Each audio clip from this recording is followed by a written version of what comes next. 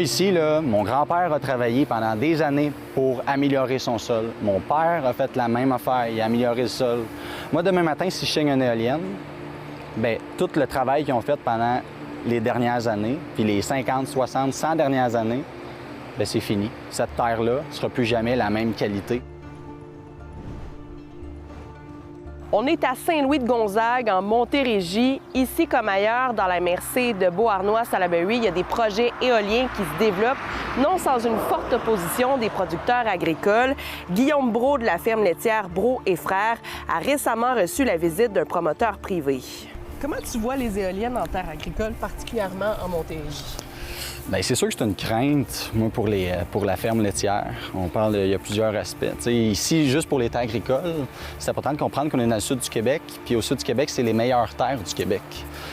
T'sais, mettre une éolienne, ça a l'air super beau puis écologique, mais une éolienne, ça prend un chemin d'accès, ça prend un stationnement. L'éolienne n'est pas Bluetooth non plus là, pour se connecter entre eux, pour aller se connecter ces lignes électriques. Bien, c'est des terres agricoles là, qui sont utilisées. Là. Fait que la préoccupation, c'est justement de perdre ces terres-là. Là. Dans le secteur, il y a plusieurs affiches comme celle-ci qui témoignent de l'opposition aux éoliennes. L'Union des producteurs agricoles ne se dit pas contre de tels projets, mais prône plutôt la protection des terres. Bien, dans le fond, ça s'inscrit dans l'appel d'offres qu'Hydro-Québec a fait il y a une couple d'années pour le développement de projets éoliens qui visent surtout le sud du Québec. Donc, il y a des promoteurs qui sont allés dans la région, notamment de la MRC de Beauharnois-Salaberry. Il y a des villages qui sont très mobilisés pour ne pas avoir d'éoliennes. Il y a d'autres endroits où il y a plus d'intérêt.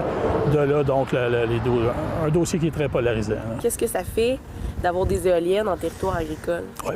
Bien, premièrement, il y a l'effet sur le sol lui-même. C'est des grosses éoliennes qu'on a maintenant. On parle des éoliennes de 7 MW, ça a 200 quelques mètres de hauteur. Les bases sont énormes.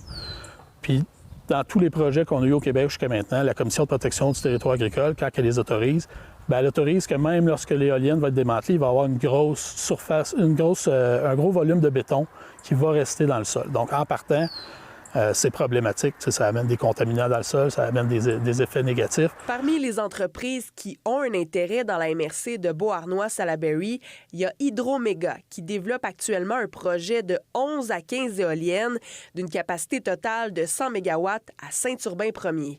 Le parc permettrait d'alimenter pas moins de 32 000 foyers québécois. Il est important de dire ici que Hydro-Méga n'a pas fait de prospection à Saint-Louis-de-Gonzague où nous avons rencontré l'agriculteur Guillaume Brault. On est vraiment en stade de développement préliminaire du projet.